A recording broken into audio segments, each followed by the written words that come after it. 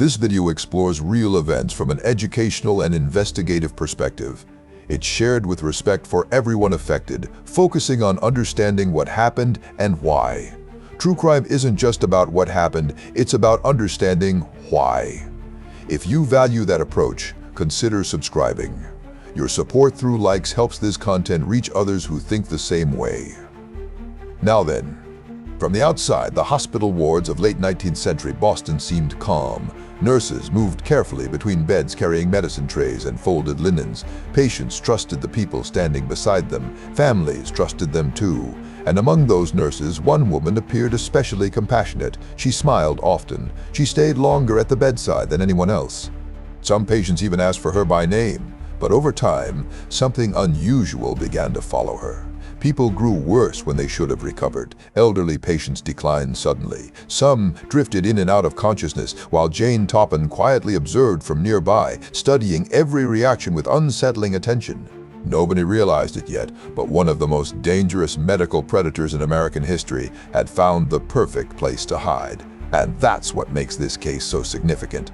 Long before she became known as Jolly Jane, she was a little girl named Nora Kelly. She was born around 1857 in Boston during a period when poverty consumed entire neighborhoods.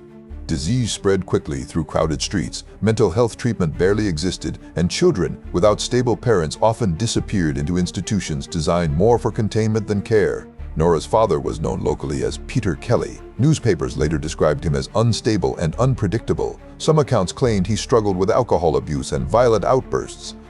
Others said he wandered the streets, speaking incoherently for hours at a time. Locals reportedly gave him the nickname Kelly the Crack.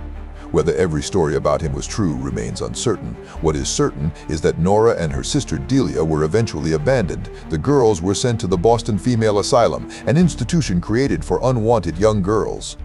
More than 100 children lived there at times, many sleeping in crowded rooms under strict supervision. Some stayed only briefly before placement with foster families. Others spent years there waiting for someone to choose them.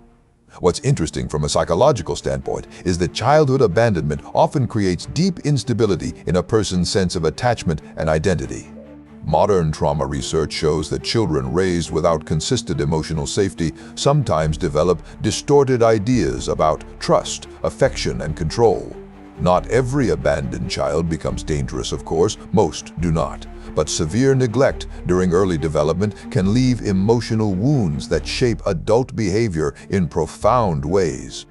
And investigators would later look back at Jane's childhood again and again. At the asylum, Nora learned something early. Affection was conditional. Attention had to be earned. Stability could disappear without warning. Then came another change. A widow named Jane Toppan selected Nora to live with her household in Lowell, Massachusetts. But this wasn't adoption in the modern sense.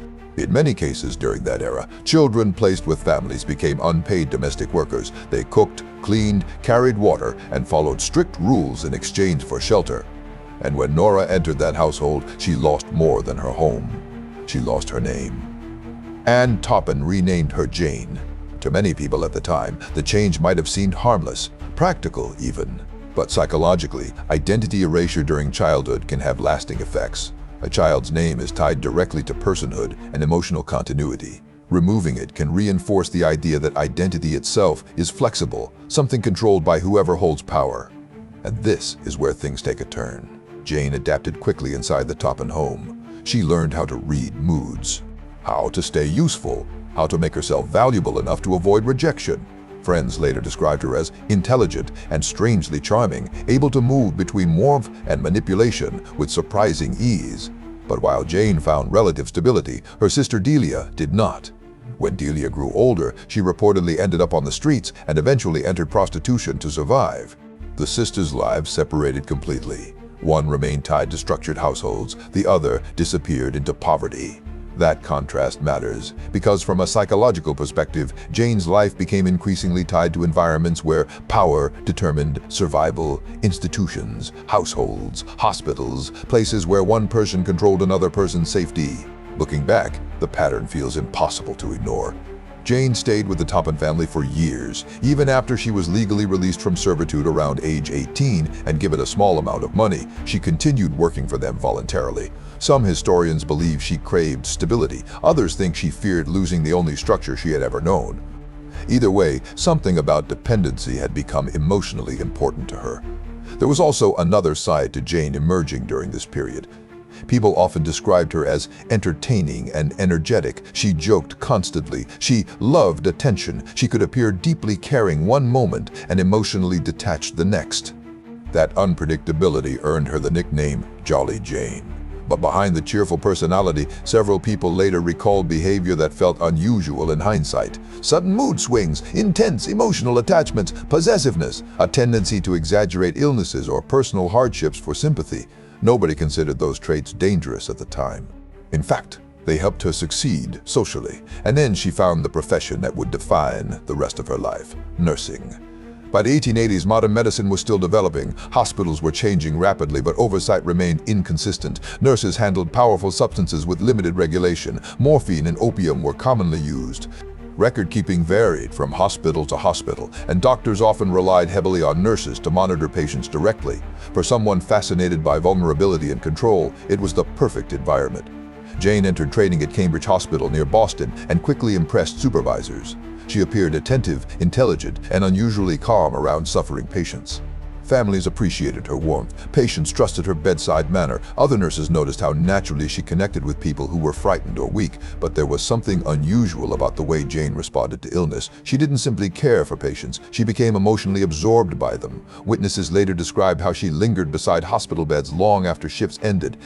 She studied reactions carefully. She asked detailed questions about medication effects. Some patients improved dramatically under her care. Others declined without clear explanation.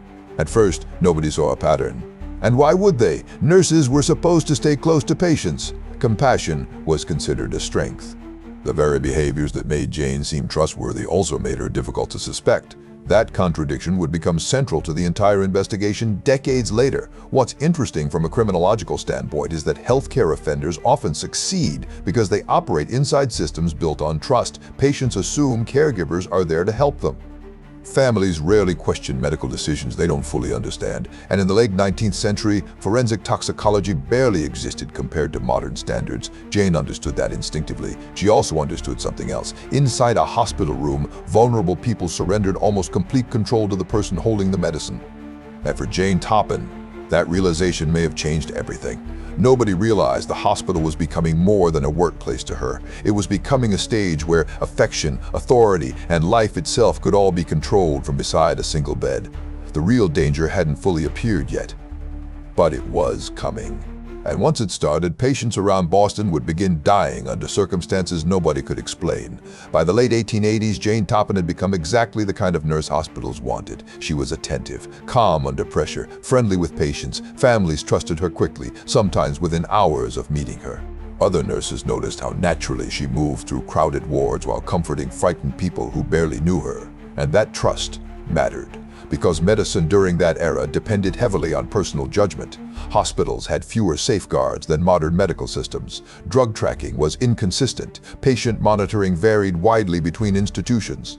A skilled nurse could make decisions with very little oversight, especially during overnight hours when doctors weren't always present. Jane understood the system almost immediately. At Cambridge Hospital, she developed a reputation for unusual dedication. She stayed beside patients longer than required. She volunteered for difficult assignments. Some co-workers even believed she had a gift for comforting people during their final days. But there was another side to that behavior. Jane didn't simply enjoy helping vulnerable patients. According to later testimony, she appeared fascinated by watching physical decline happen in real time. She became deeply interested in medication effects, especially substances like morphine and atropine, both powerful drugs commonly used during that period.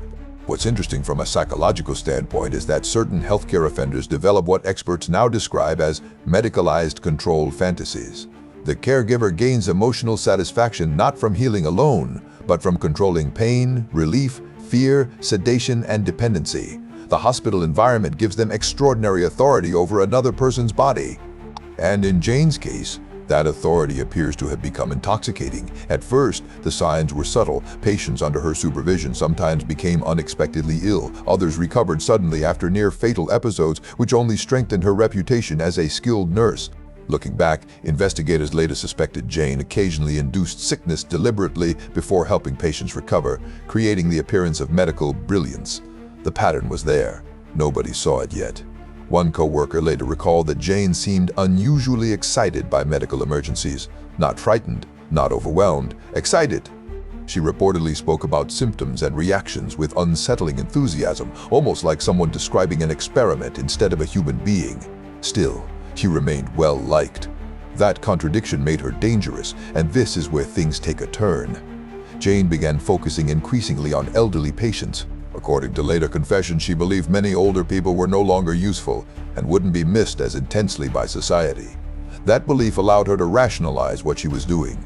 She wasn't seeing patients as individuals anymore. She was seeing them as opportunities to observe suffering, dependency, and death from behind the protection of a nurse's uniform. But here's the detail that changes everything. Jane wasn't acting impulsively. She was studying people. Witnesses later described how carefully she adjusted medication doses depending on the reaction she wanted to observe. Too little produced minimal effect. Too much could raise suspicion. She learned how to move patients slowly toward collapse while making their decline appear natural. And because 19th century hospitals saw death frequently, especially among elderly patients, few people questioned it. What's important to understand is that poison offenders historically evade detection longer than most violent offenders because symptoms often resemble ordinary illness.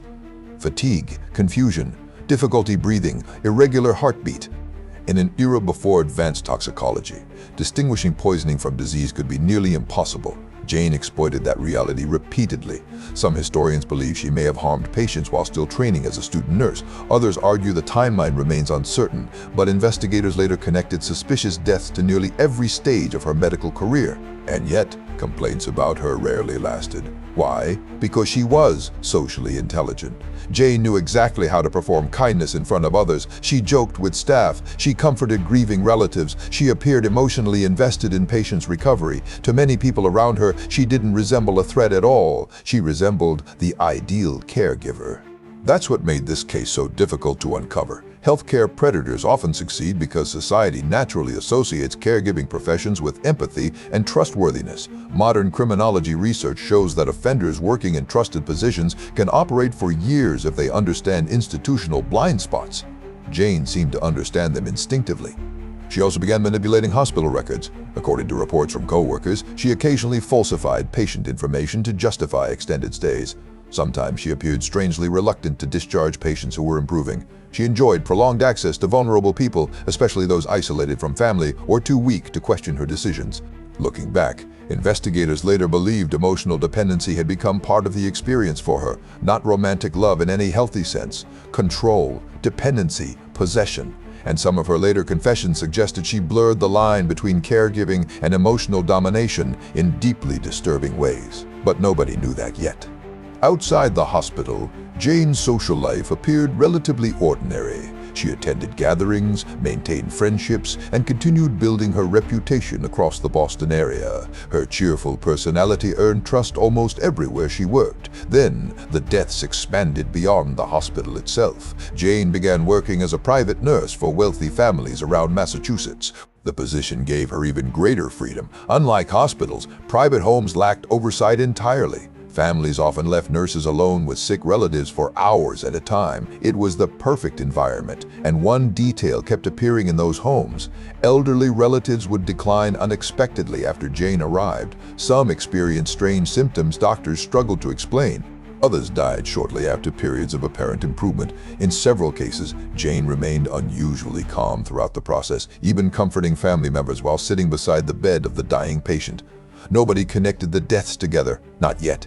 Because each death existed in isolation. Different homes, different families, different physicians, but the same nurse.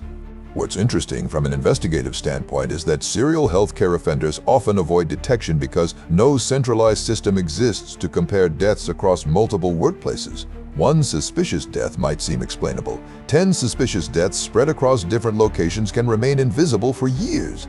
Jane benefited from exactly that problem. And over time, her confidence appeared to grow. According to later accounts, she sometimes stole belongings from the people she cared for after they died. Jewelry, personal items, keepsakes. But financial gain doesn't appear to have been the primary motive. The thefts felt almost secondary, an added benefit rather than the reason itself. The real motivation seemed darker. She enjoyed the power, the intimacy, the ability to decide who suffered and who recovered. And that's what makes this story more than a historical mystery. It became one of the earliest known examples of a healthcare worker weaponizing trust itself. But eventually, the pattern surrounding Jane Toppan became too large to ignore completely. One death in particular would begin pulling investigators toward a terrifying possibility. A possibility that threatened to expose everything. Because for the first time, the evidence didn't behave like natural illness anymore. By the late 1890s, Jane Toppan had spent years moving quietly between homes across Massachusetts. To the families hiring her, she represented safety, experience, compassion. She arrived carrying medical bags, folded uniforms, and the calm confidence expected from a professional caregiver. Many households welcomed her during moments of grief and exhaustion, trusting her with elderly parents or chronically ill relatives when they could no longer manage alone. And for a long time, nobody connected what happened afterward. Patients declined unexpectedly. Relatives became confused or heavily sedated without obvious explanation. Some appeared to improve briefly before collapsing again. Doctors often blamed age, stress, or existing illness. In an era with limited diagnostic technology, sudden deterioration among elderly patients wasn't unusual. But over time, strange patterns began surfacing around Jane herself. And this is where things begin to unravel. One of the most significant cases involved the Davis family in Katomet. Jane had grown close to the family over several years and was eventually called to care for Alden Davis, an elderly man who became seriously ill. After his death, more family members began declining in rapid succession. His wife died soon afterward. Then 2 daughters became ill as well. The timing felt unusual even by 19th century standards. Entire households did not normally collapse this quickly without a clear infectious disease spreading through the home. Neighbors noticed it, doctors noticed it, and for the first time suspicion started moving toward the nurse at the center of the tragedy. What's interesting from a forensic standpoint is that poison investigations during the early 1900s depended heavily on pattern recognition rather than modern laboratory certainty. Detectives looked for repetition, similar symptoms, consistent timing, financial irregularities, witness behavior, tiny details that appeared meaningless individually but alarming together. At once investigators started examining Jane's movements closely. The pattern became difficult to ignore. One witness remembered something everyone else overlooked. Jane often appeared unusually calm during medical emergencies, not simply professional, calm in a way that now felt emotionally detached. Family members also recalled how intensely she inserted herself into moments of suffering.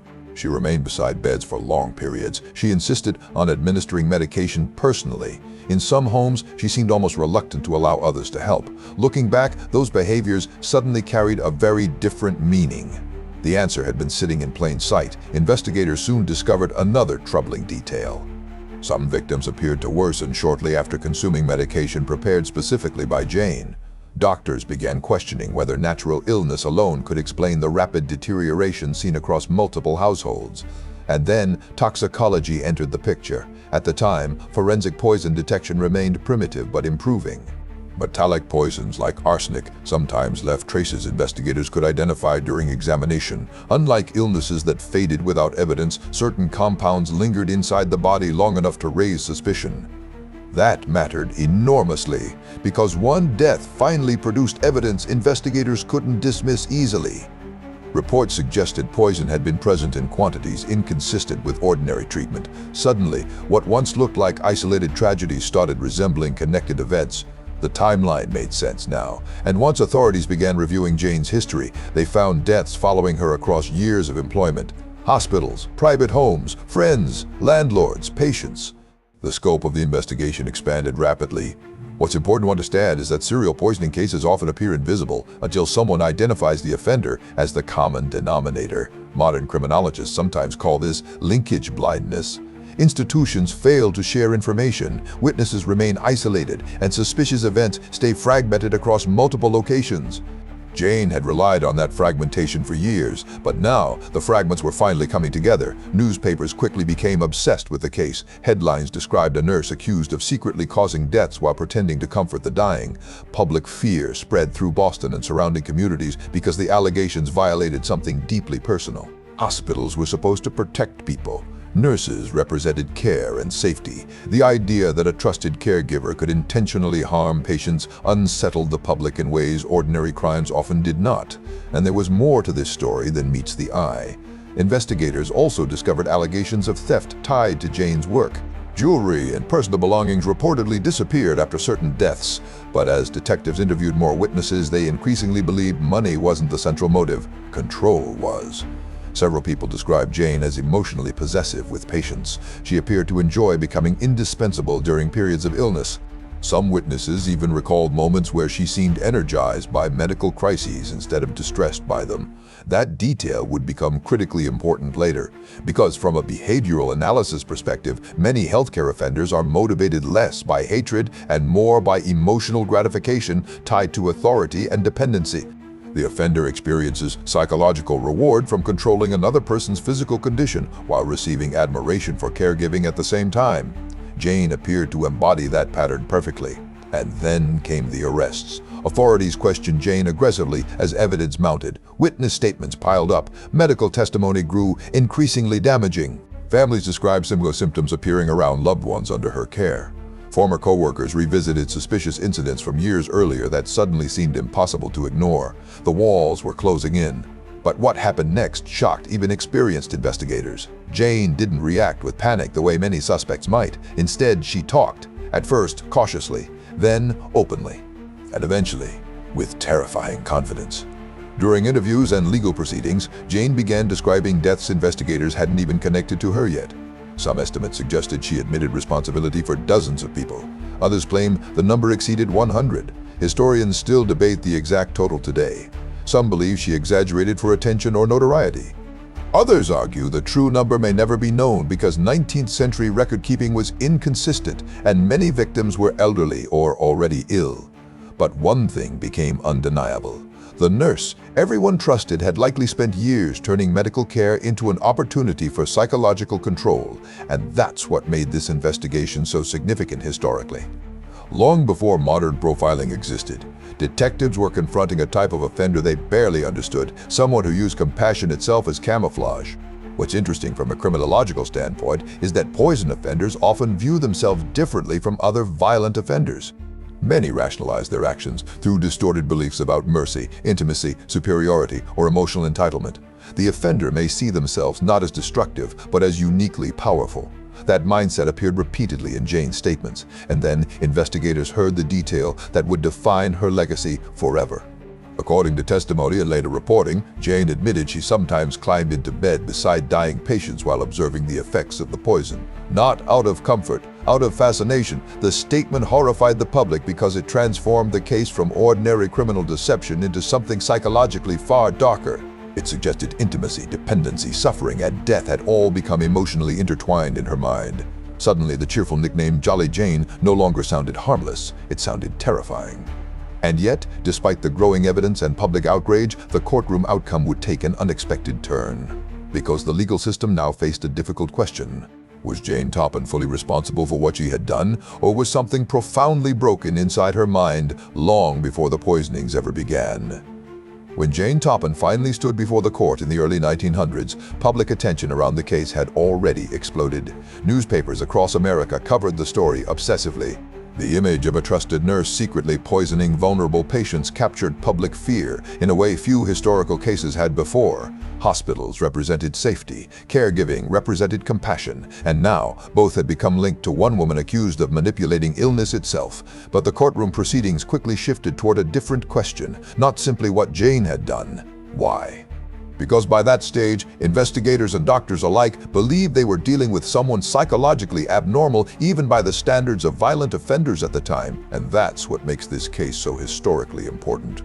Modern forensic psychology barely existed during Jane's era, yet experts examining her behavior recognized patterns they struggled to explain through ordinary criminal motives. Financial gain alone didn't fit. Revenge didn't fit cleanly either. Even attention-seeking failed to explain the depth of emotional involvement she appeared to experience during the poisonings. There was something more complicated happening beneath the surface. During legal proceedings, Jane was ultimately found not guilty by reason of insanity and committed to an asylum rather than sentenced to prison. But instead of denying the accusations afterward, she reportedly became increasingly open about them, and this is where the case becomes deeply unsettling. According to multiple historical reports, Jane described the poisonings in disturbingly emotional terms. She allegedly admitted she enjoyed observing physical decline while remaining close to the patient emotionally and physically. Some statements suggested she experienced a sense of intimacy during those moments, a feeling of complete control mixed with emotional connection. What's interesting from a psychological standpoint is that some offenders with severe attachment disturbances blur the boundaries between care, control, affection, and domination. The vulnerable person becomes emotionally important precisely because they are dependent. The offender experiences closeness through power rather than mutual connection. Looking back at Jane's childhood, the pattern becomes difficult to ignore. As Nora Kelly, she grew up abandoned, emotionally unstable, and dependent on institutions for survival. Her identity changed at the command of another family. Her sister disappeared into poverty, while Jane learned that acceptance depended on usefulness and obedience. Then she entered hospitals, environments where vulnerable people depended entirely on her decisions. The psychological symmetry is striking. As a child, she lacked control over nearly every aspect of her life. As a nurse, she gained complete control over someone else's. And that's what makes this story more than a historical crime case. It became an early example of how trauma, identity, instability, and authority can sometimes merge into deeply dangerous behavior when left untreated. But there was another contradiction at the center of Jane's personality. She genuinely appeared capable of kindness at times. Friends described her as funny, engaging, and socially intelligent. Patients trusted her sincerely. Some families defended her initially because they couldn't reconcile the accusations with the woman they thought they knew. That contradiction matters, because psychologically, dangerous individuals rarely appear threatening all the time. Many healthcare offenders function successfully for years, specifically because they understand how to imitate warmth, empathy, and concern convincingly. Jane excelled at exactly that, and the courtroom revelations only deepened public horror. According to later reports, she claimed her goal had been to cause more deaths than any other man or woman who had come before her. Historians debate whether that statement reflected truth, exaggeration, or psychological instability mixed with a craving for notoriety.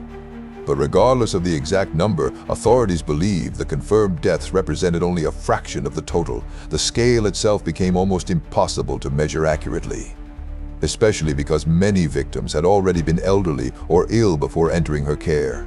What's interesting from a forensic perspective is that poison offenders historically remain among the most difficult criminals to identify retrospectively. Once burial occurs and records disappear, proving toxic exposure decades later becomes nearly impossible. Entire clusters of deaths can remain hidden permanently. That uncertainty still surrounds Jane Toppan today.